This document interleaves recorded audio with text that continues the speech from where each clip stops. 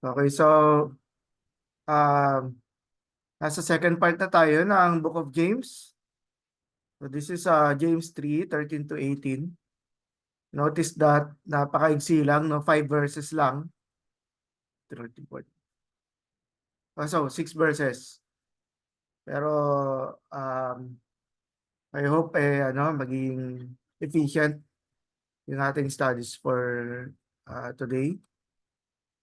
So three main parts: wisdom in the OT, wisdom in James chapter 3. So may background tayo given that ang basis naman, well, not entirely, but generally speaking, ang basis ng New Testament when regards to sources is going back talaga to the Old Testament. Kaya but yung understanding ng Hebrew Chokmah at saka yung Greek na Sophia is based, no, from the Hebrew tradition, and then a summary will be provided. So let's talk about understanding ng wisdom in the Old Testament. I know this is just a background, no? No? Hindi ito magiging central ng ating discussions for us to um, understand better yung thoughts ni James, no? Whenever he talks about wisdom. So, Sophia is the Greek used for the Hebrew Chokmah. Sa Theological Dictionary of the New Testament, the word wise suggests experience and competent mastery of life and its various problems. The most common parallels have to do with perception, understanding, or skill, although parallels with uprightness and honesty are also common, no? Kasi paano ba natin kinakategorize or naiintindihan, no, yung understanding ng isang wise person? So, following ano pa rin, still with theological, with TD&T, no? Since at all cultural stages in Israel, an attempt is made to order and control life, so popular proverbs soon develop which embody and transmit experience. For example, 1 Samuel 14, as the proverb the ancient says, out of the wicked comes wickedness, but my hand shall not be against you. So it is yung intention ng proverb na to is yung opposite ng no wickedness, no. It is to show yung favor of God, no. And then Proverbs 11:2, when pride comes, then comes disgrace, but with the humble is wisdom. Often a second line is added to such proverbs. Proverbs 25, itong 21 lang kan. 24. If your enemy is hungry, give him bread to eat, and if he is thirsty, give him water to drink. For you will heap burning coals on his head, and the Lord will reward you. The north wind brings forth rain and a backbiting tongue. Angry looks. It's better to live in a corner of the housetop than in a house shared with a quarrelsome wife. And then, nag-develop yung yung wisdom sa time ni Solomon, given that yung reintroduction ng literacy, or we shall say, dumadami ang mga taong merong ability to read and write. So in Solomon's reign, a school of wisdom develops under the king's leadership. This embraces both serial knowledge relating to the plant and animal kingdoms and practical wisdom covering moral and religious conduct. So, yung wisdom, from we understand sa definition na ito, is that it can also come as cognitive language, cognitive intelligence, no? Mga kaalaman na may kinalaman sa sa observations, no? About even the plants and animals. But it also covers yung yung moral wisdom, moral and religious conduct, given that during the time of Solomon, naka-establish na rin yung yung temple, at yung enablement ng ano no ng Law of Moses, which was the guide sa ano no sa paano na ma-manage yung ano no yung rest of the world, yung sabihin natin, sorry, yung rest of Israel no sa governance na ganito. Another about Sophia sa 1 Kings 4:29-34, it says, God gave Solomon wisdom and understanding beyond measure, and breadth of mind like the sand of the seashore, so that Solomon's wisdom surpasses the wisdom, surpasses the wisdom of all the people of the East and all the wisdom of Egypt. For he was wiser than all other men, wiser than Ethan the Ezrahite, and Heman, Calcol, and Darda, the sons of Mawal, and his famous, and all the surrounding nations. He also spoke 3,000 proverbs, and songs were 1,005. Spoke of trees from the cedar that is in Lebanon to the hyssop that grows out of the wall. Spoke also of beasts and of birds and of reptiles, of fish. And people of all nations came to hear the wisdom of Solomon, and from all the kings of the earth who had heard of his wisdom. So, and kaya, whenever it comes to the discussion about wisdom, si Solomon yung ano no, yung prominent figure no within the Israelite history. And other definitions of Sophia, it includes cleverness and cunning, practical wisdom, as we saw earlier, rules of conduct, and then ethical conduct, and then piety. Yung possibly yung rules of conduct is to ano no, maintain order, no?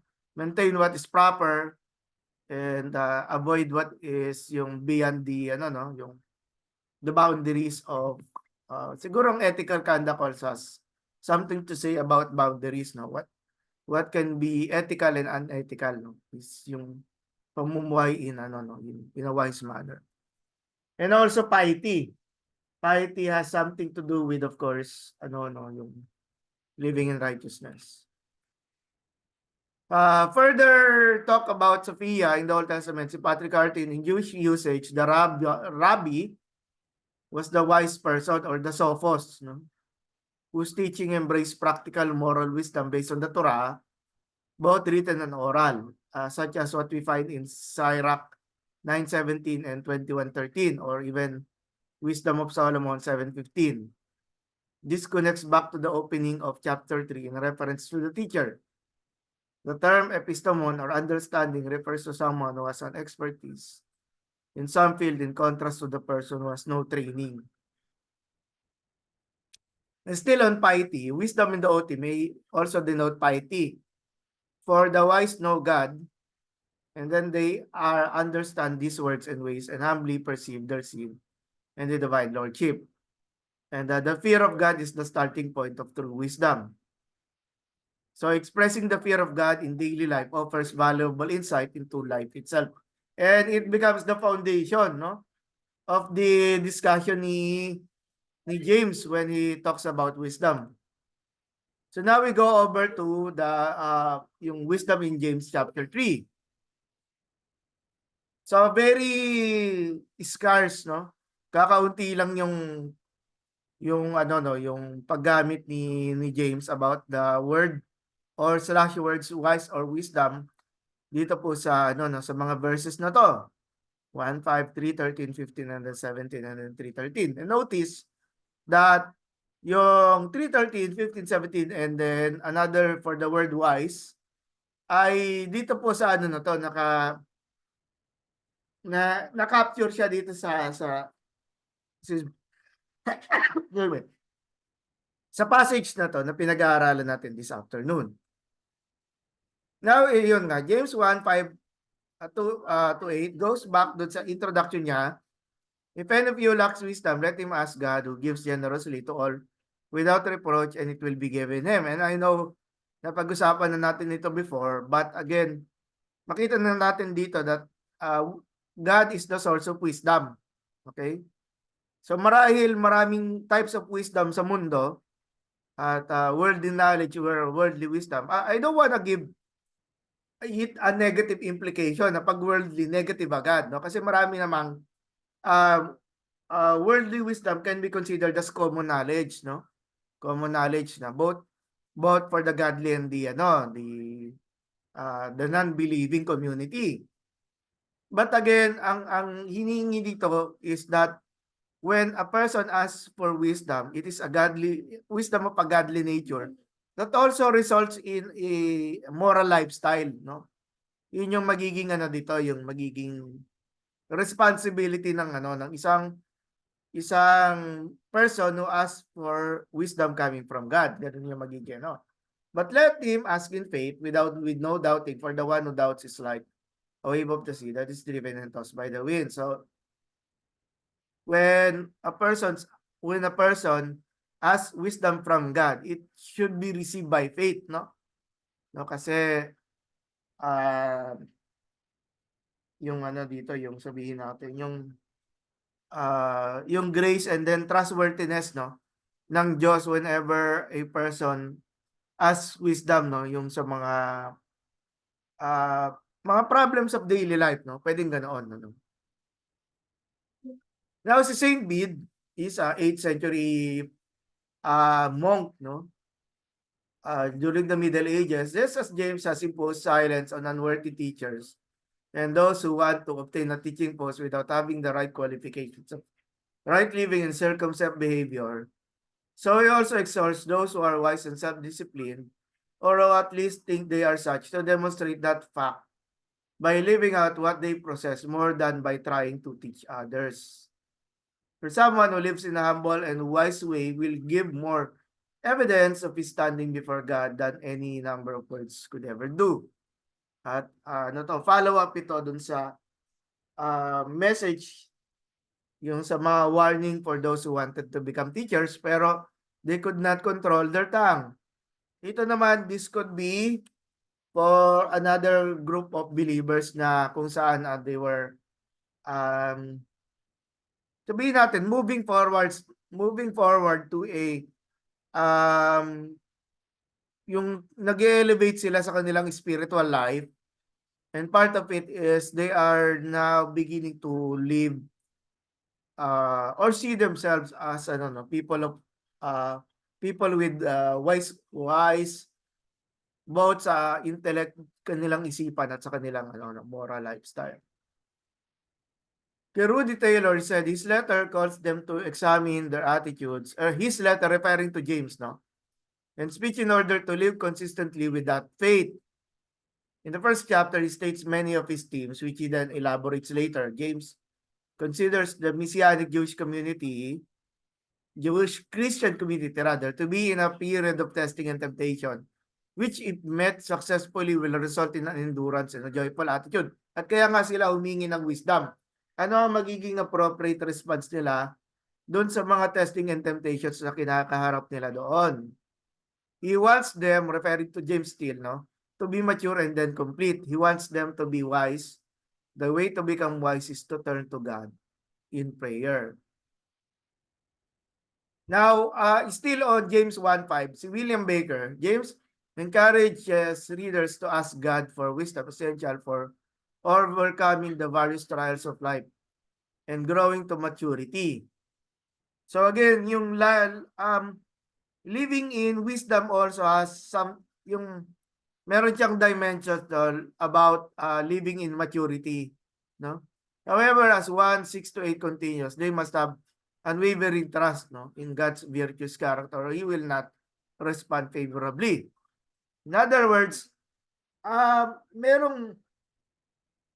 merong paghingi ng wisdom, pero ang sabihin natin, merong responsibility ng tao na how should one person handle yung wisdom na to kung pabago-bago siya ng isip, no? So if they live through their challenging circumstances with their trust for God intact, He will reward them. So God will reward them. Now we go over this sa context ng James chapter 3. Immediate context, or the succeeding passage, no? In the previous passage, James warned those believers who desire to become teachers. This is the main topic. The secondary topic was about how believers put their faith in practice by being careful in speaking. And still that is about yung faith without works, no, living how they are to live their faith by showing them in works, in speech, and then now in wisdom, no, yung living in wisdom. Of course, yung contrast ng word na wise is a fool. And when we talk about yung definition ng fool, is alam niya yung dapat gawin pero hindi niya ginawa. Parang ganun yung idea. Kaya merong branding that the person is fool kasi sinayang niya yung opportunity given that he already knows the proper way to respond, no. So kay Douglas Moo, still with James chapter 3, he said, no passage in James displays the letters in depthness to the Old Testament and Jewish wisdom tradition as much as this one. So following Douglas Moo, in our opening statement, kaya nga natin nagkaroon tayo ng working definition of wisdom from the Old Testament. At kaya nga naman if you want to use that word wisdom whenever you talk about the words kunyari letters of Paul sa Gospels or other books in the general letters, ay pwede nyo gamitin yung background na yun sa Old Testament. Wisdom literature, as exemplified especially in Proverbs, focuses on the concrete realities of life, giving the people of God guidance as they navigate the difficult and sometimes hostile world they inhabit. Wisdom is also characterized by its appeal to the creation order. Sabihin natin, it's about yung bakit yung mga forces na nilagay ng Diyos, no, in regards to sa creation, like gravity o kaya naman yung yung laws of motion, kagaya ng kay Newton, di ba, pag meron tinulak ganyan, equal and opposite reaction. So maraming whenever we talk about yung wisdom sa natural order, no, or creation order. James down to earth warnings about the tongue while not taking the same form of the Proverbs exemplify these features of wisdom.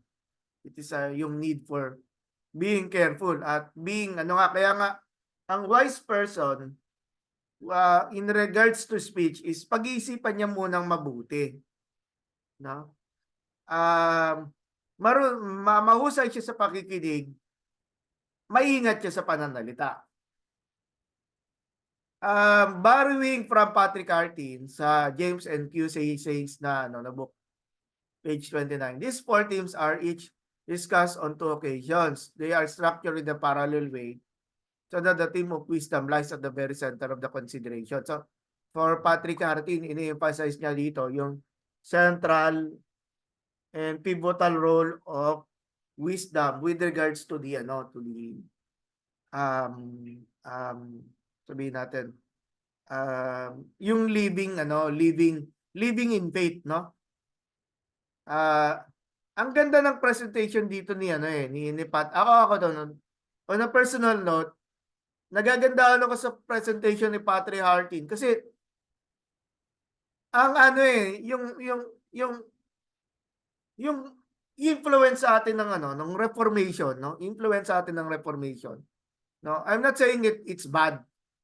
Pero nakaka-apekto siya sa natin, sa thought patterns natin. Na ang na-emphasize natin sa Book of James is faith and works, no? Faith and works. Pero kay Patrick Artin, ang nakita niya dito yung significance ng wisdom, 'di ba? How it is to live wisely, no? At yun yung nasa center ng or the heart of the Book of James.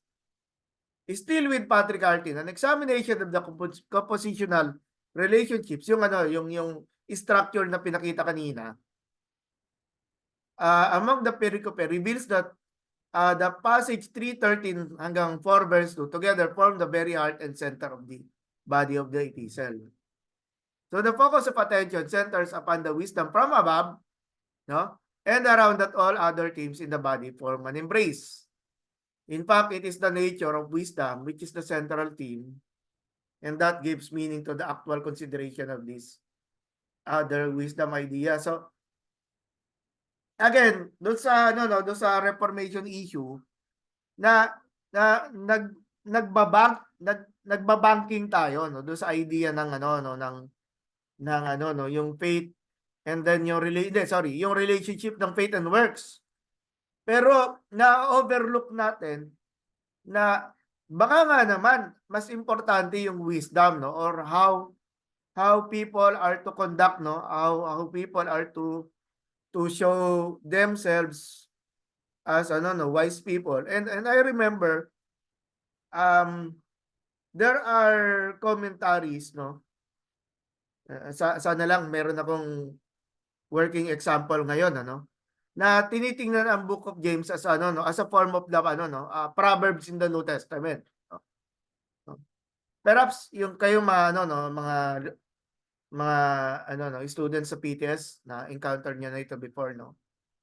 So the focus of attention centers ayan in fact it is the nature of wisdom which is the central theme and that gives meaning to the actual consideration of these other wisdom ideas. Again, when we talk about wisdom, ano rin siya, yung word na Sophia or matalino or learned, whether you want to call it within the boundaries of education, is educated, ay ano no, ay pinapahalagahan sa first century. Not only for the Jews, but even for the Greeks, di ba? Mahalaga sa kanila ito. Kaya naman, lagi nilang nire-raise dito na who is the wise person.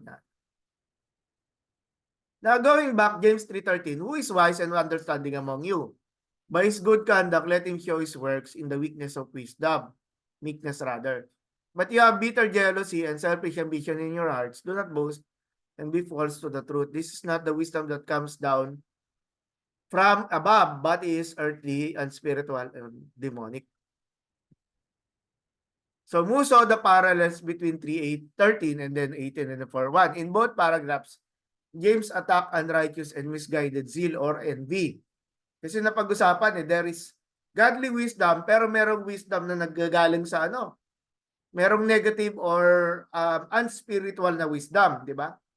And this same envy or coveting leads to the bitter arguments James condemns in 4:1 to 3. But I know we will be talking about that next session. So ano muna natin? I-hold muna natin yung mga things that we may talk about sa chapter 4 verse 1 to 10. At least dito, we are already introducing to you the literary parallels introduced by Douglas Moo, to show na merong continuing discussion dito na that the reader should consider. So Taylor situates the idea of wisdom in James with a command to love our neighbor. So he looks back doon sa love command, yung wisdom and then the imperative to love our neighbor as ourselves. He says God has made humanity in God's own image, given the perfect law, the law of liberty, which humans are to keep, and has given the most important law, the law of the kingdom. Yun yung interpretation niya. You shall love your neighbor as yourself. So being made in God's image, human beings are capable of praying for and receiving wisdom. No? Marahil nga is paano nila ma-express yung love for neighbor when they are tempted and when they are being persecuted o nailalagay sila sa situation that na they are being harassed, no? Naharas sila at na-challenge yung kanilang pamumuhay. At ang isang negative result nito is mahulog sila sa temptation. Kaya nga, ang imperative dito, you pray for God for wisdom. Maghumingi ka sa Diyos ng wisdom para magkaroon ka ng proper na reaction sa mga nararanasan mong trials and temptations.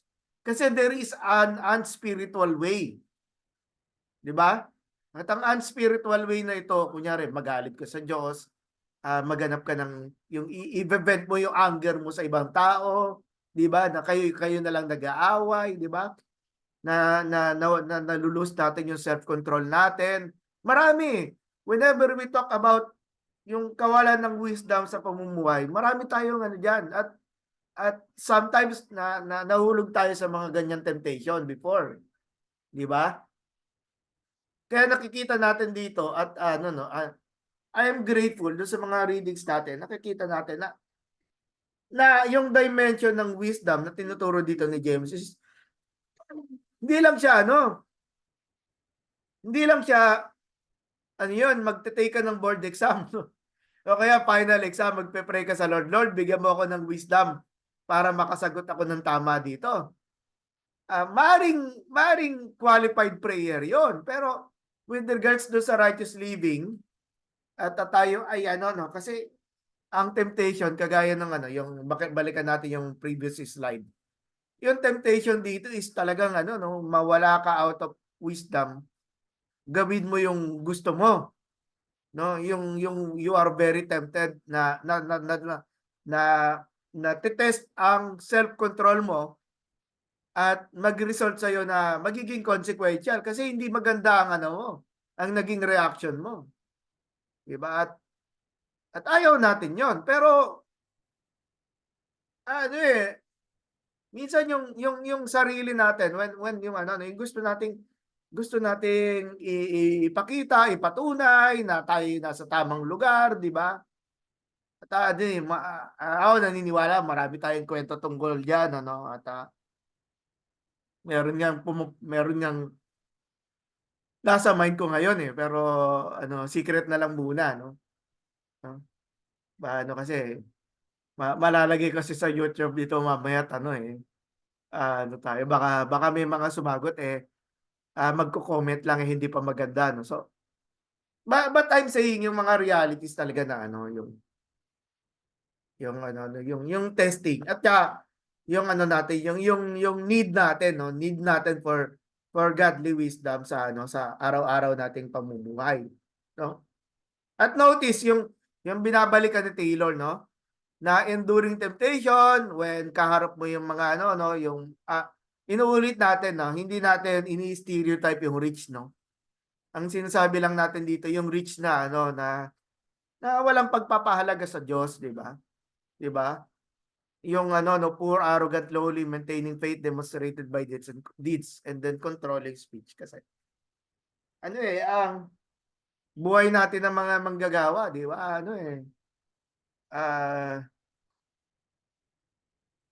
Siguro kahit tayo naglalagay tayo ng mga expectations kung tayo man yung leader o yung ibang leader o yung mga boss natin na naglilingkod sa seminaryo, di ba? Meron tayong nilalagay na expectations no? O kaya yung mga membro, yung paano nila tinitingnan tayo. And then all of a sudden, hindi tayo kumilos wisely, bagsak yung no? Yung bagay na sabihin natin, yung image natin, yung yung respeto ng iba tungkol sa family natin, sa marriage life natin, sa pakikitungo natin sa ating mga anak, di ba?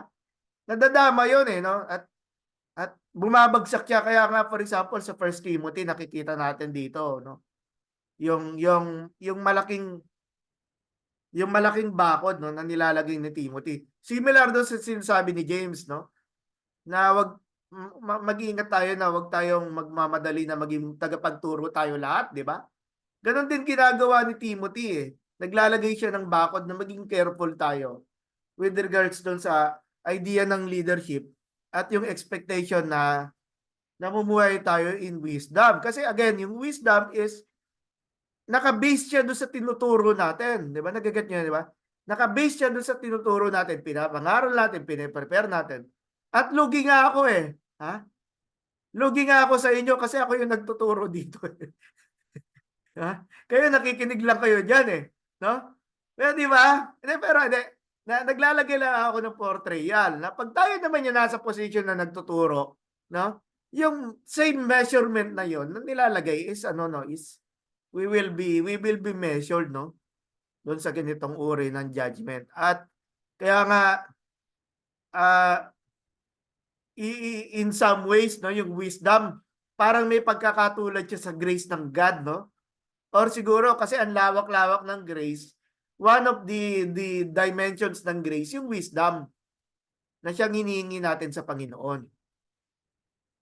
Now still with Taylor, and yung ano no, yung connection niya, connect yung how Taylor connects wisdom with the command to love our neighbor. James reproaches his listeners, or at least some of them, as double-minded, doubting, or hesitant. Na ano na appeal sa chapter 1. When acting on the world's values instead of God's, they honor the rich and shame the poor, resulting again sa partiality or favoritism. They judge unjustly, they neglect the physical needs of their brothers and sisters. They even curse people. At sinasabi nila, God bless you, pero hindi naman tumutulong. Bakit? Kasi nga, wala naman talagang no, hindi talaga, they were, perhaps ang tinutukoy dito is um, yung, yung, yung, yung lack of hospitality o kaya yung pagiging madamot, no, ay nakakaapekto sa kanilang pananaw at napapabayaan yung needs ng mga disadvantage, no, yung mga mahirap na mas nangangailangan ng ng kalinga at ng alalay, no, galing sa atin, no. They neglect the physical needs, they even curse people rather than acting and speaking in accordance with God's wisdom. They are enticed by their desire, which leads to sin and death. With Harrington, list of vices are characterization. Sorry. Before we go on, nakita natin no, yung passage, no? Vice and virtue list, no? A vice and virtue list, yung walks according to the flesh, while virtue list display the character of those live by the Spirit in the gospel life and Christian community. At yun yung parang yun yung in connection with wisdom is merong merong the doctrine of the two ways, no? Na makikita natin sa chapter 3, doctrine of the two ways. Yung isa, namumuhay in wisdom, yung isa naman, ungodly wisdom naman siya. Kaya naman, may parallel ito dun sa vice and virtue list. Still with Charles, no? The recording of ethical lists in the Hellenistic world extends formally from the Homeric era, which is very classical at saka napakatagal pa ng even before the classical, no? Yet comes into full bloom among Socratic and post-Socratic moral philosophers, notably the Stoa. Because of the interaction between Stoic and Christian discourse in the first century, vice and virtue serves as a practical rhetoric, function as a conventional method of moral instruction in both. This is true even when the two life views diverge radically in terms of the means and the end of the moral life. At in some way, yung mga parables ni Jesus ay nagre-reflect din ng vice and virtue. Pero hindi natin siya tatawagin vice and virtue. Pinapakita lang na yung yung living wisely, yung isang yung kaya nga merong negative association, di ba? Yung kambing, tapos yung yung tupa, no? With regards to sa eschatology na yung mga kambing daw, yung mga hindi yung mga nagpabaya daw, hindi tumulong, hindi bumisita doon sa may sakit o kaya doon sa nakakulong, di ba? O kaya naman ay hindi nila pinainom o pinakain yung nagugutom, di ba? Tapos yung tupa naman yung mga tumulong. So makita natin may mga ganoong may mga ganoong opposites na makikita natin sa parables na marahil yung lesson na tinuturo is towards encouraging people to to live yung in a proper moral how to live as spirit-filled Christians. Pero dito hindi niya ginamit yung spirit-filled, rather living in wisdom, no? Ito po ay sa sa First Qumran, no? Sa Qumran din, no? Sa Qumran, meron ganitong usapin, merong vice and virtue list na matatagpuan sa sa Dead Sea, no? First Qumran scroll for parang version yata, fourth version yata ito, ganito. These are the counsels of the Spirit to the sons of truth in this world. And as for the visitation of all who walk in the Spirit, it shall be healing, great peace in a long life and fruitfulness together with every everlasting blessing. And eternal joy in life without end, a crown of glory and a garment of majesty in unending light. Referring to dun sa ano, no? Yung children of truth in this world, no? Children of truth. At notice merong promise ng crown of glory, no? Which is also reflective sa book of James. But the ways of the spirit of falsehood are these: greed, slackness in the search for righteousness, wickedness and lies, haughtiness and pride, falseness and deceit, cruelty and abundant evil, ill temper and much folly and brazen and insolence, abominable deeds, in a spirit of lust and ways of lewdness, in the spirit of service of uncleanness, a blaspheming tongue, blindness of eye and dullness of ear, stiffness of neck, heaviness of heart, so that man walks in all the ways of darkness and guile. Why are we reading itong sa kumbra na ito, no? No? Kasi to show that itong mga ganitong usapin was already na siya, no? Yung common knowledge na siya, no? During the time of the intertestamental period, which precedes, no, nauna pa ito sa sa writing ni Paul sa Galatians. In other words, talaga, no, yung pamumuhay in truth at saka yung wickedness talagang ina-avoid siya, no, within the Jewish societies, no. At siya, no, hindi or sabihin natin consequential din siya at the same time, no. Kagaya niyan yung dullness of ear, na blindness of eye, na not necessarily physical blindness ito, kung hindi yung yung spirit blindness, no. So dito pa lamang makikita natin, hindi kahit si Jesus, no, ginagamit itong mga terms na to, no, to refer to to yung sinasabi nating doctrine of the two ways. Now, ito again with Charles, Vice and Virtue List, 13 virtue lists appear in the New Testament.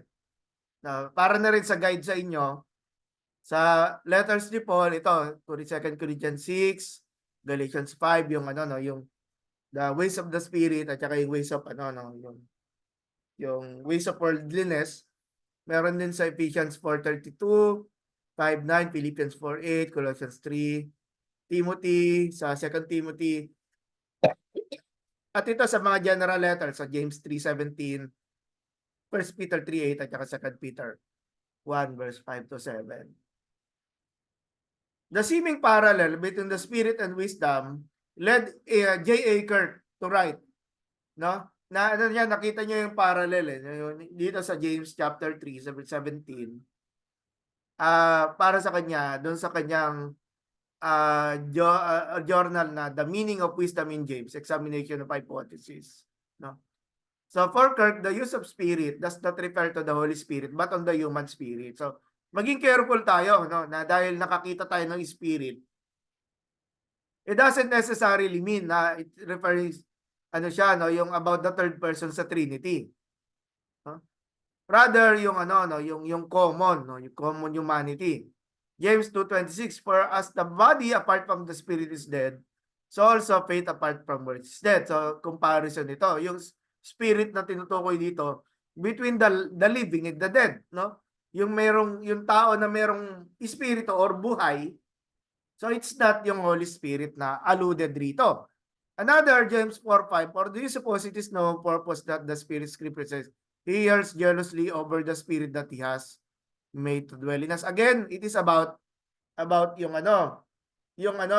yung spirit na nagso-support ng life ng tao, na hiningahan ng Diyos doon sa tao. Alluding or going back to Genesis, no? Genesis 1 at saka 2. So, tingnan niyo itong yung dito sa yung Vice and Virtue List in Galatians 5. No?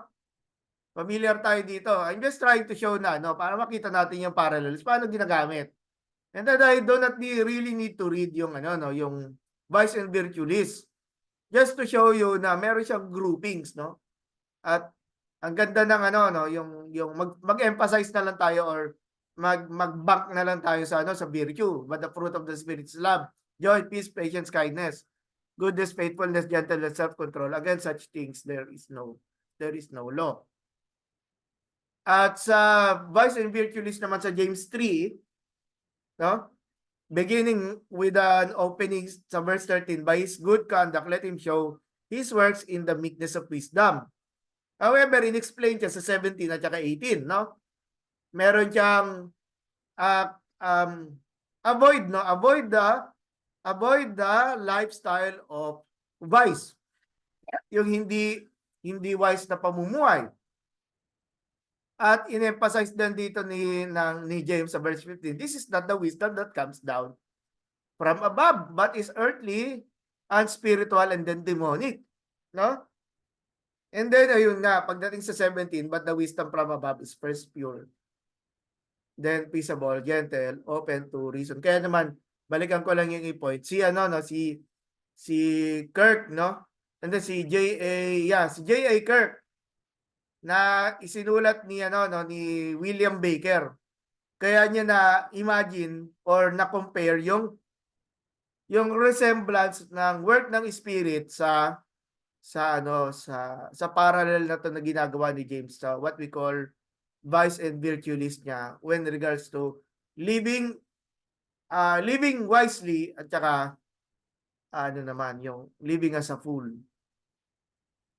At doon sa verse 18 makita natin there is a promise, no, that is associated to wise living, and the harvest of righteousness is sown in peace by those who make peace. Again, yung peace, no? Madali kasi tingnan yung Greek is irene, pero yung Hebrew niya, which is the one being highlighted, yung shalom, na hindi ito yung absence ng war o kaya hindi lang kayo nag-away-away. Di ba? Malalim or sabihin natin, it is desirable sa bawat Hudyo or bawat Israeli na maranasan nila yung shalom, yung kapayapaan ng Diyos, di ba? So again, yung wisdom is yung shalom is a result of wisdom. Okay? Nakikita natin. Kaya naman ganun yung ganun yung responsibility ng tao. Paano natin mararanasan yung healthy, peaceful, warm, and loving lifestyle ay mabuhay tayo in wisdom, no? At kung babalikan natin yung sinabi kanina ni sino ba to?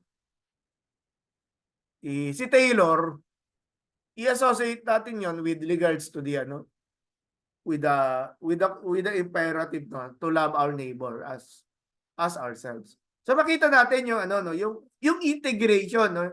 How one passage supports the other. How passage amplifies yung meaning. Kaya nga this is how we describe context. Tinutulungan ng isa how we properly understand yung gustong ituro ni James dito about wisdom. And then ito nga pala, no, dinrap ko lang yung makikita natin sa vice and virtue list sa James 3 in this manner, no? So sa verse 13, meekness of wisdom, sa vice makita bitter jealousy, etc. Nakita natin ito. And then sa 17, wisdom from above is pure, peaceable, gentle, open to reason, full of mercy. Yung open to reason, nagagandahan ako dito no? Para sa atin, mga seminarians, ang open to reason is marunong tayo makinig, no? Sa pananaw ng ibang tao. Okay? Maganda ito kasi hindi natin iginigit yung lang natin, yung pinapaniwalaan lang natin. Marunong tayong makipag-dialogue, marunong tayong mag-sympathize, no, sa pananaw, sa perspektibo ng ibang tao. Yun yung yung isang wise na pamamaraan na pamumuhay, peaceable. Of course, when we talk about peace, yung gusto natin yun yung maging resulta rin, no?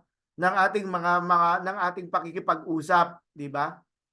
No, kung tayo ay mahilig makipag-away, bumabalik tayo doon sa kanan, yung vice, yung sinasabing earthly and spiritual and demonic wisdom, di ba?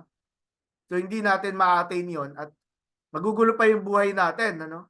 Lalo pang gugulo yung buhay natin. But again, righteousness and peace yung result.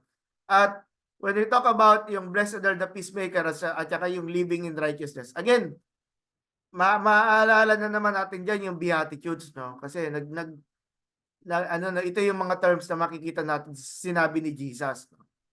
Na maaaring yung nga nagkaroon na naman tayo ng lecture before doon. Na yung tradition na yun ay nakarating sa sa composition ng Book of James. So heavenly wisdom at saka earthly wisdom, no? So, nakikita natin din sa summary fashion. Sabi ni Bob Gundry, the contrasts aren't always exact, but broadly speaking, the purity of the wisdom from above contrasts with the moral pollution spread by unrestrained impulsive speech. So binabalikan ni Bob Gundry yung yung first section ng chapter 3. First, describes the purity as heading a list of further praiseworthy characteristics. Peaceable describes this heaven-originated wisdom in opposition to injuriousness, no? Yung desire to to inflict pain, makasakit, makipag-away, pahabain yung problema, no? Maging complicated lalo yung issue, and instability, considerate in opposition to destructiveness and cursing. Persuadable in opposition to boasting, full of mercy and good fruits in opposition to death-dealing poison, yung yung pananalita na na nakakasakit, no? At nakakasira talaga ng relationships, no? Kung yung poison nga nakakamatay pa, no? Undiscriminatory in opposition to ambition, and unhypocritical in opposition to lying against the truth. So the fruit of righteousness is the good fruits that consists in righteous deeds. So si Bob Gundry, pinakita niya itong itong sabihin natin contrast na to na pwede rin nating magamit, no, para mas maintindihan natin yung uri ng pamumuhay na hinihingi dito sa wisdom na ito. Still with Bob Gundry, the fruit of righteousness is the good fruits that consist in righteous deeds, diba? His sown turns this fruit into seed that produces a crop of peace, specifically peaceful relations among Christians in their assemblies. Naalala ko rin, when we talk about sowing and reaping, sinabi rin ni Paul sa Galatians, diba? We will reap a harvest if we do not give up. Napakaganda ng promise, no? Na ito raw ay nangyayari, nagaganap sa mga nagpapatuloy sa pamumuhay under the Spirit, according to Paul. And we see that na si James, ginagamit dito yung term na wisdom, sa pamumuhay in wisdom, ay nakakatanggap ng promise ng rewards ng galing sa Diyos, no? So this is assuring, no? And again, highlighting Matthew 5:9, blessed are the peacemakers, for they shall be called sons and daughters of God, no? To be inclusive. Now, pursuing peace, meron kasi yung yung word na yung humility or being humble, no? According to Baker, James 3 and Galatians 5 also exhibits 3 virtually identical items between James 3 and Matthew 5. At ano raw yon? Yung significance ng humility, peace, and righteousness. Nakita na natin yung peace and righteousness a while ago Pero hindi yung gustong i-highlight ni Baker dito, yung pati yung humility, two of which overlap with Galatians 5. The part of humility resulting to peace and righteousness. Kasi naman to interconnected dito mga to Peace in the Hebrew culture, the shalom or ereneh, literally as a state of peace, a religious disposition characterized by inner rest and harmony. Peace, freedom from anxiety as a state of reconciliation to God. and then fellow humans, no? Ang ganda, di ba? Pag meron daw tayong harmony and peace with people, no? Na ano no, na nabababa yung level ng anxiety natin. No? In James 3, wisdom results to peace. And then again with Douglas Moo, he presses it. Use in order to rebuke his readers for jealous and selfish attitudes that are manifesting themselves in disunity and then bitter dispute. Mga tao mahilig sa away. If envy is the key vice running through 3:13 to 4:3, peace is the key virtue. Para kay Apostol Pablo naman sa 1 Corinthians 13, yung pag-ibig naman. So ang gaganda ng ano nila, no? Ang gaganda ng yung ano yon, yung mga foundational virtues na pinangahawakan nila in order for us to result in ano, yun sa yung again yung dinidesire natin na mamuhay ng shalom, makapamuhay ng payapa at ano at tahimik at ano no at walang alinlangan. Ang ganda no? So ayun, different use of peace in 2:16, and one of you says to them, go in peace, be warm and filled, without giving them the things needed for the body. What good is that? So ano siya no? Yung declaration ng shalom pero wala namang ginagawa. So isa itong verse na kung saan ay ano ay hinihikayat ni James na nako-correct sa ating isipan. Ko-correct natin itong problem na ito. How about the absence of peace? Ito, balik tayo kay Saint Bede. Nakita natin kanina or na-introduce kanina. Paul also says that spiritual man does not know the things which come from the Spirit of God. Contentious and proud wisdom is rightly described as earthly and spiritual and devilish because as long as the soul seeks earthly glory, it is deprived of spiritual grace and remains cut off from God. For now, it thinks only what comes naturally to it since it originally fell.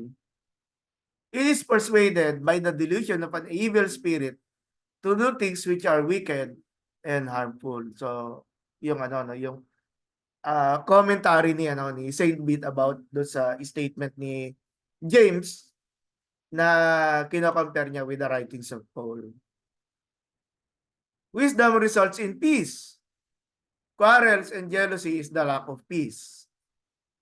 So, I know this is still about yung coming chapter natin, which is yung pag-uusapan natin next meeting. But siguro magandang preparation na rin ito to imagine ano ang makikita natin doon. Ito ay translation ni Gandry with brackets, no? Where do fights and where do quarrels among you come from? From here, don't they?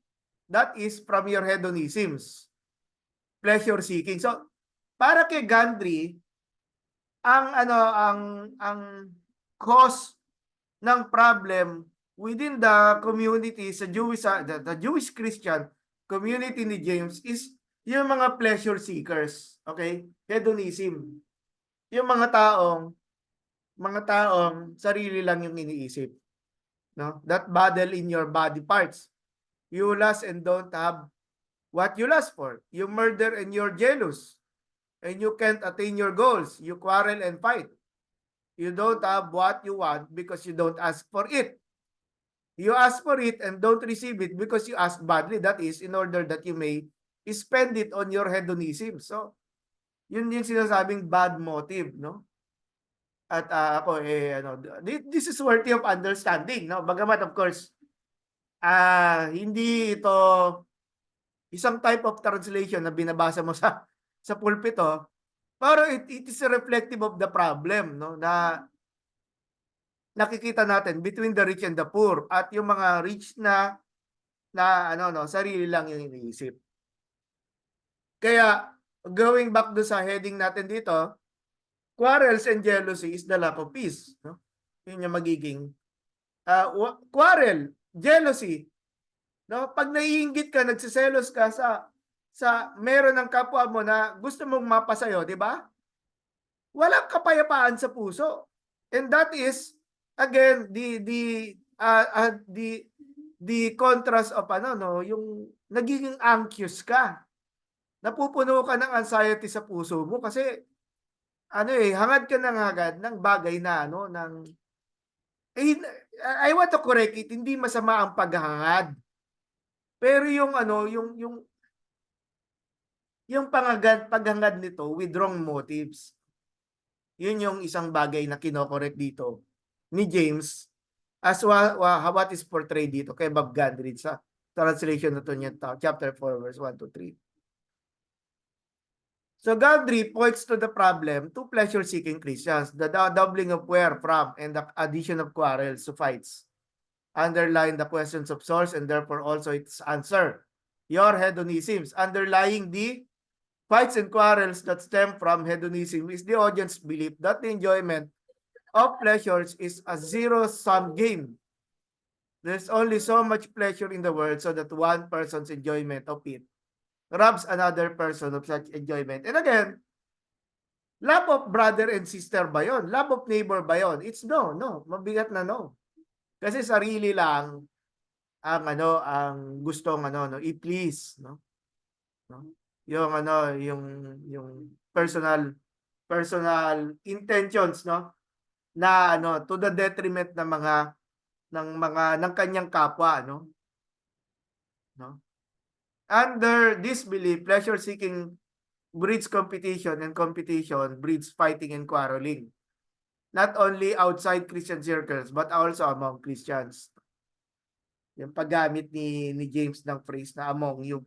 Wait, teka lang po.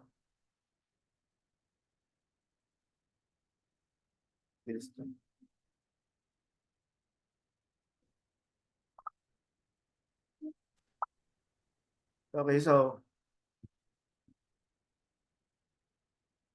ayun. Ay maganda nga po, nandito na pala si ano, si Pastor Jordan, kamanggagawa natin sa ano, sa alam ko sa Calamba siya eh. Kaya nandito rin si Pastor Lito sa ano sa JIL sa okay. Ayan, the absence of peace. Ano pa rin tayo, Pastor Jordan, ano? Sa James 3:13 to 18 tayo. Sige, thank you. So kay Gandry, Bob Gandry, yung murder recalls the death-dealing poison of the tongue, which is ano no, mini-maintain ni Bob Gandry yung context, no? Nang makikita natin doon sa problem ng ano ng living without wisdom at saka naman yung living na ano yung hindi ka maingat sa pananalita mo, no? Therefore isn't to be taken literally anymore than the battling of hedonisms in your body parts. James doesn't mean that the hedonisms battle against each other, rather that the lust for physical pleasures produces fight and quarrels between competing Christians. Similar kung naaalala natin sa 1 Corinthians, no, nagkaroon tayo ng lecture before about it, na yung ano no, na si Paul na obserba niya or it was reported to him by Chloe, the household of Chloe, no? Someone within Chloe's household ang nagpadala sa kanya ng balita about the quarrels at saka yung division na nangyayari sa Corinthian church, no? Kung itong letter ni James ay addressed to the Jewish believers within Palestine, o di ano rin ito?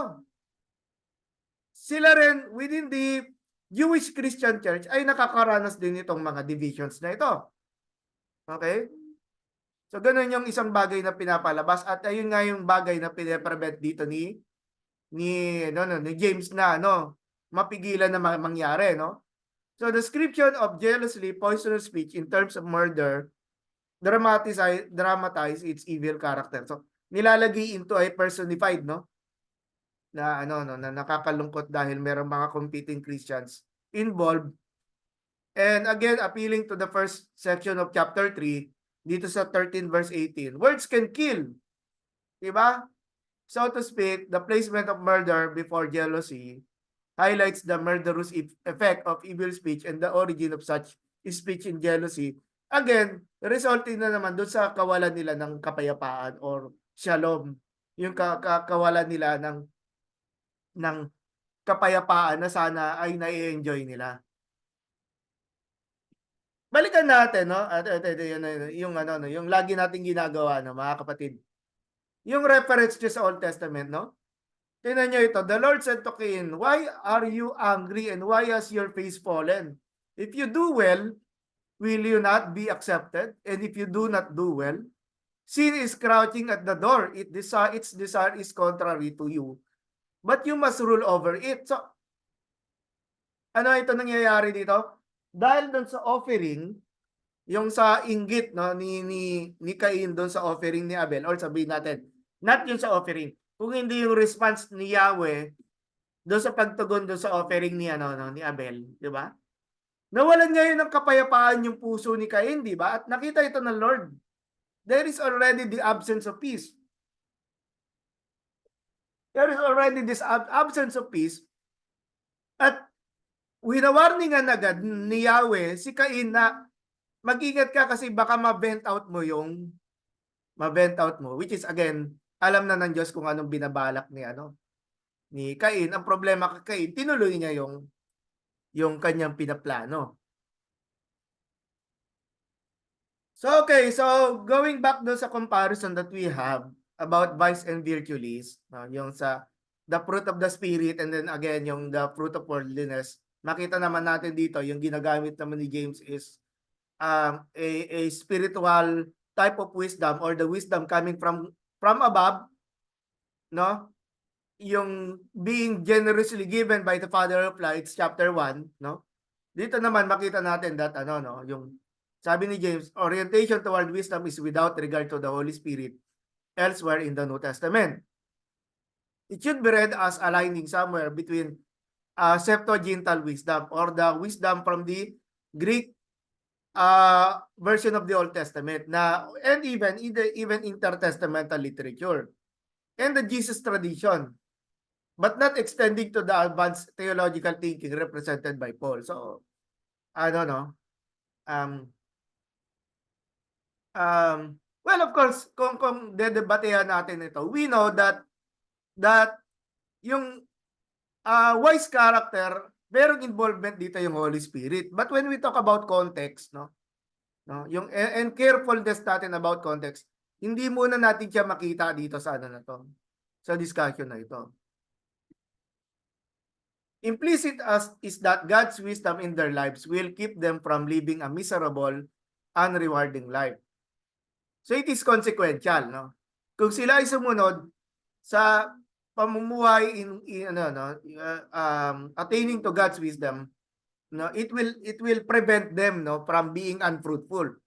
Because God's wisdom is founded on God's good character, it follows that the activities of His creation have a positive trajectory, even if His creatures, including trusting humans, cannot always understand. How do you know a wise person when you see one? No? Ito, kasi kanina pa tayo paulit-ulit doon sa sinasabing wise person, ano? And moves on to reveal the origin of wisdom and to differentiate false from true wisdom, which is again yung comparison sa verse 13. It teaches that a wise person is one who consistently demonstrates deeds of praiseworthy charity. The word good being from Colossians 1:17, flowing out of a humble attitude. This person is feasting on wisdom that comes from above.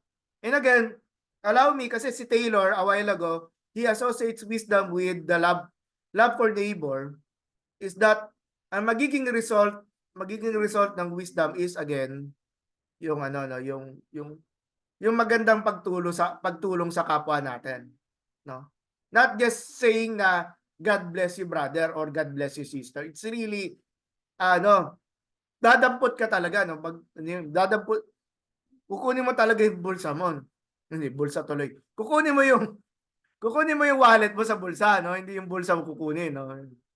In other words, to really become a channel of blessing. At alam natin that God is gracious. Sinabi nga na He graciously gives, no, dun sa mga nagiging faithful. Papalitan ng Lord yung yung ginagawa nating kabutihan sa iba. But again, we will already talk about this in a previous lesson. Now, stronger of course arguments is still with regards to comparing the the fruit of the Spirit with regards to sa wisdom dito sa James chapter 3, yung sinasabing wise attributes in 3:17. Paul lists of 8 fruits of the Spirit in Galatians 5:22. However, he, referring kay Kurt, overstates his case when he proclaims in this context, wisdom plays exactly. Ayun naman medyo maging ang tawag mo dito, maglagay naman tayo ng ano ng room for ano yun, yung wag tayo maging very absolute dun sa ano dun sa idea. Although it makes sense na sa ating discussion dun sa kanyang parallelism na dinisplay na pinag-aaralan natin ngayon. And still with Baker, that inter-community strife or yung yung division na nangyayari doon sa community in James, no? Kirk's assert is the occasion for both the list in James and in Galatians is possible. Bakit nga naman? Kasi nga, naalala natin that the problem with Paul and Galatians is between the acceptance no ng mga Gentile believers, no? Within the Jewish Christian community. At yung problem na ni-raise both ni Peter at ng mga Judaizers is that itong mga Gentiles na to ay dapat ay susunod rin doon sa ano? Susunod rin doon sa patakaran ng mga Hudyo sa pamumuhay as Christians, no? At again merong potential dito na nare-raise ni James yung problem na yon na nakikita niya rin within the local church, within the church in Jerusalem or the Jewish Christian, the dominant Jewish Christian church, kung paano nila tinatrato ang kanilang mga Gentile na mga counterparts na mga Christian. Which is again, yun nga yung pinaglalaban ni ni Apostol Pablo at si James. Again, we're talking about James na kung saan James made a ruling, no? Doon sa Jerusalem Council na makikita natin, di ba? Acts 15 yata yun, di ba? Na kung saan iniingatan nga nila na hayaan na lang natin itong mga Gentiles na to doon sa kanilang kultura na hindi natin ipo-force yung mga customs sa kanila. So may potential na yun yung isang bagay na dito, iniingatan dito na na hindi mag-flare yung yung division na ito. Kay Peter David sa New International Greek Testament Commentary ng commentary sa James, no? He conclude that wisdom is related to standing the test, and to James 1:17 to conclude that yung desire, no, epitomia using Galatians 5:16. James contrasts with wisdom as the good gift that leads to life. This leads to his overall conclusion that James has a wisdom na yung matology. Ito para kay Peter Davids to, no? Kasi hinahanap natin yung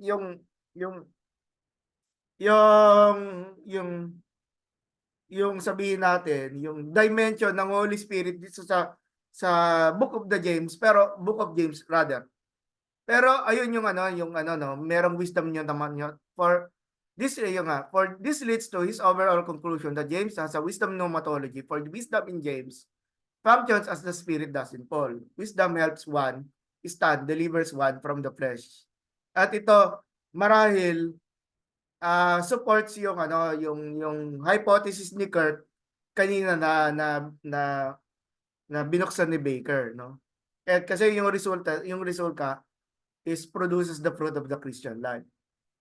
Now, how about fruit of righteousness? What is this fruit of righteousness na sinasabi ni James na na kinomit ni Douglas Moo? The phrase is a similar one in Septuagint where it means the fruit which is righteousness. Exegetic genitive, sabihin genitive na nagpapaliwanag, no? Pinapaliwanag yung yung itself ng what does yung fruit of righteousness mean. Laws argue that the fruit of righteousness may be nothing else than wisdom itself. But the focus here is not on wisdom but on what wisdom produces. Kaya nga yung fruit, ano ang magiging resulta kung merong righteousness, merong peace, merong humility, merong peace, humility, at saka righteousness. Yun yung tatlo yung nakikita natin dito sa text, no? Ano ang magiging fruit nito, di ba? So, ano yung fruit ng wisdom? Others noting the frequent association of righteousness and peace in the Old Testament interpret the fruit of righteousness as peace, righteousness. In James 1:20 meant that conduct which is pleasing to God. And this is the uh, conduct that is pleasing to God, di ba? Pwede natin, ang tawag natin doon yung worship, yung pag-honor sa Diyos. Na kung tayo ay namumuhay dito sa characteristics na to. Again, nasasalamin nito yung sinabi rin ni Paul sa Galatians chapter 5. But again, yung terminologies nila are different. But somehow the expected result is also parallel, no, in parallel. Still with yung righteousness includes all the virtues listed in verse 17. Yung 3:17 dito sa sa James, no. And is the opposite of every evil practice in verse 16. This righteousness cannot be produced in the context of human anger. Now, going back to sa 120, but it can grow and flourish in the atmosphere of peace. So those who create such an atmosphere are assured by their Lord of their reward. Now, blessed are the peacemakers, for they will be called children of God. And even si James ay ay ini-encourage niya yung Jewish Christian believers within the community, yung early Christian community, to expect good things na ibibigay ng Diyos, if they remain if they live in wisdom. So summary, punta tayo sa summary. Wisdom is a great theme in Scripture. It is God's gift to His people, enabling them to live in this world in a way that aligns with God's purpose and will. Wisdom is therefore very practical. Some Old Testament books feature a focus on wisdom and are therefore labeled wisdom books. Proverbs, Ecclesiastes. So many interpreters note similarities between these books and James' letter. Both feature pithy sayings, illustrations, and a focus on living in this world. It is not clear that we should classify James as a wisdom book, but it certainly, si James shares with these Old Testament books a concern about living in this world before God. James 3:13-4:3 suggests that this wisdom is the antidote to Christian quarrel. So maganda siya, kahit na napakaiksi ng James 3:13-18, 13 na extending hanggang 4 verse 3, na wisdom is the antidote. Automatically maganda na, meron na kayong preaching on Sunday, talakayin nyo lang ito, at yung gusto natin mabuhay ng tahimik at payapa ang mga magkakapatid sa Panginoon, Sometimes, of course, Christians must reluctantly engage in argument for the sake of the truth. But too many Christians, and especially Christian leaders, quarrel with other Christians for the wrong reasons. James analyzes some of these reasons in this part of his letter and quite bluntly distinguishes between wisdom from above and the wisdom from below. Doon lang umiikot yung discussion niya na anong uri ba tayo ng believer, kasi this was addressed, hindi naman ito addressed for non-believers, address ito sa Christian leaders, sa mga maturing believers, at saka sa mga sa members, anong uri ng pamumuhay ba tayo? Are we living with the wisdom coming from above, or yung deadly, yung poisonous, o yung destructive wisdom from below na nagmumula sa jealousy at saka sa pleasure seeking. Christians are right to be passionate about their beliefs. Ultimate issues are at stake. But passion must be directed to the right ends and not become an excuse for personal aggrandizement. Ibig sabihin yung pagyayabang, kahambugan, When Christians pursue their own agendas and fail to listen to what brothers and sisters are saying, dissension results. Fights and quarrels among believers on a host of issues sadly mark many churches and larger movements within God's church. Okay. Mga questions to consider. Una, We summarize the point. How does James understand wisdom in his letter? Diba? And then how does wisdom compare to the work of the Holy Spirit? The third, in resolving conflicts, what are the common features we see in James with Paul? At saka yun nga, sa fourth is, who is the wise and understanding person? As a summary to our discussion. Sige po. Ayan, para makapagpahinga naman muna ako.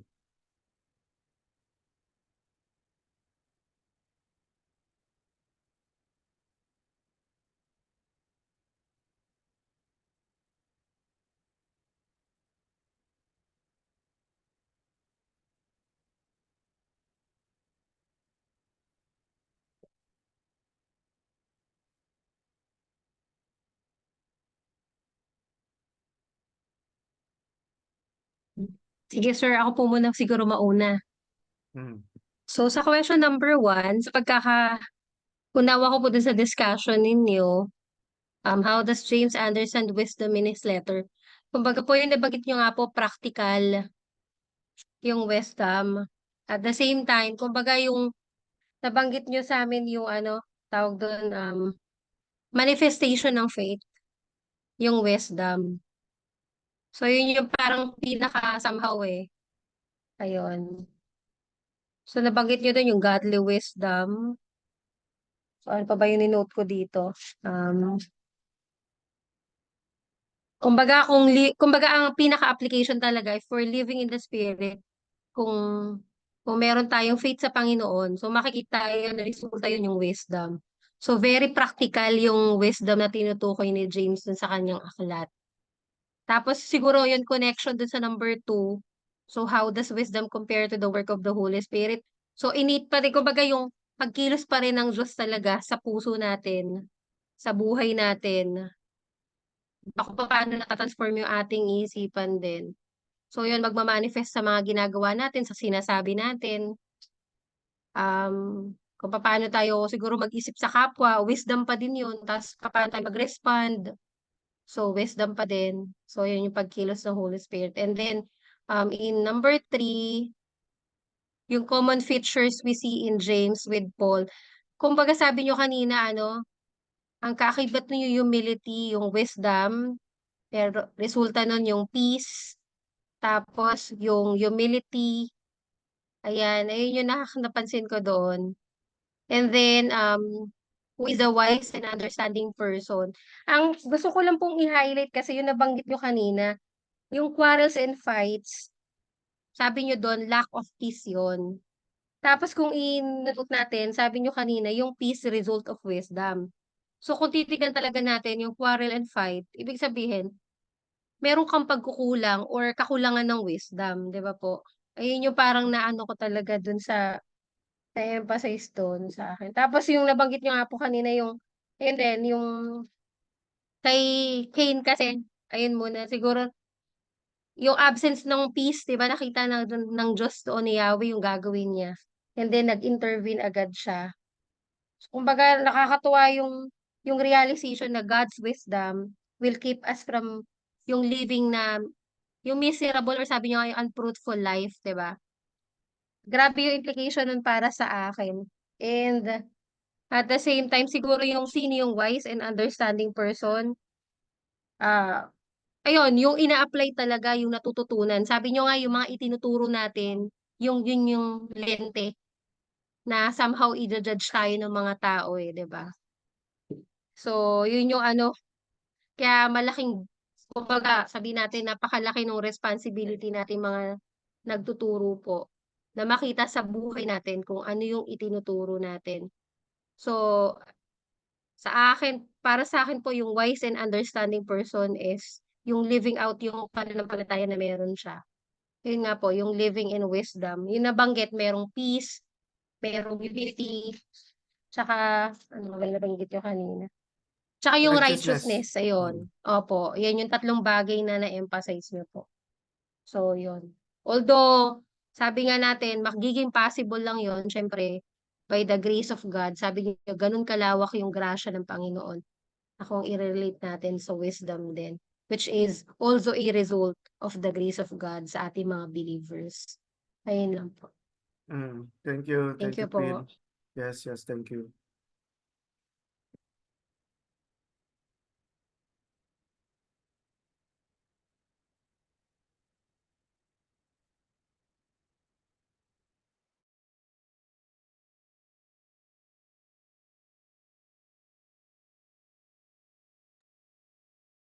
So, hilahin ko na si Pastor Saldi. Pastor Saldi, kahit ano dyan. Konti lang naman tayo dito eh. Pastor Saldi. Sige po, sir. Bali, doon po sa number 1, narinig niyo po ako, sir? Yes po, yes po. Ayun, doon sa number 1, doon sa number 1 question, yung how does James understand wisdom in his letter? Ayun, ang nakita ko po dito, wisdom as a gift from God na that leads para mamuhay tayo ng righteousness at and spiritual maturity. At saka dito ikonontrast ni James yung worldly wisdom which is yung characterized by selfish ambition, jealousy, disorder, and with wisdom that comes from above. Sabi po rito ni James that the true wisdom is marked by humility, purity, peaceableness, gentleness, and willingness to yield to others. It is practical at evident na sa mga action natin for choosing a life of integrity at dapat ng godliness.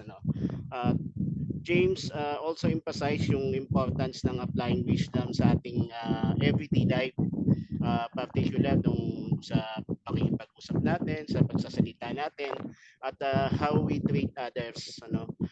Kaya he warns against being deceived by false wisdom at ini-encourage po tayo ng mga believers na hanapin natin yung wisdom na nagmumula po sa ating Panginoon through prayer at saka yung dependence sa ating Panginoon. Saka dito si James understand wisdom as a transformative force na nagsishape po sa mga character natin and guides our behavior in accordance with God's will. Doon naman po sa ikalawa na question, para sa akin po yung how does wisdom compare to the word of the Holy Spirit? Dito wisdom as understood in the letter of James and throughout the Bible can be seen as closely related to the word of the Holy Spirit. Habang yung wisdom na pinapakita dito depicted as a virtue or quality to be pursued and cultivated. The Holy Spirit also portrayed po dito as a divine presence of God na nag-empower po sa atin at nag-enable po sa ating mga believers na mamuhay ayon sa kalooban ng ating Panginoon. In many Christian traditions, including influenced by the teaching of the New Testament, it is believed na yung Holy Spirit imparts wisdom to the believers as part of His work at sa buhay po natin. This wisdom is not merely intellectual knowledge or human insight, but rather deeper understanding of God's truth at discernment kung paano po tayo mamuhay sa paraan ng ating Panginoon.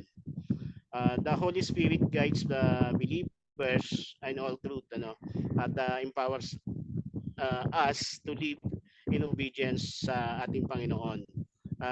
Ito ay includes yung imparting wisdom for making decisions, yung discerning kung ano ba yung tama at mali sa ating mga ginagawa, at living a life na nagre-reflect yung character ng ating Panginoong Jesucristo. So while wisdom can be seen as a quality that believers strive to embody through the guidance of the Holy Spirit, the word of the Holy Spirit ay nagmamanifest po sa ating buhay. The Holy Spirit is also brings about spiritual transformation, empowers believers na maglingkod sa ating Panginoon at nagko-convict din po sa atin sa ating mga ginagawang kasalanan at nagpo-produce po ng fruit of the Holy Spirit, such as love, joy, at and others, at provides comfort and guidance sa ating pong buhay. Yun lang po sa nakita ko dun sa verse, dun sa question 1 and 2. Yes, thank you, Pastor Saldi. Thank you.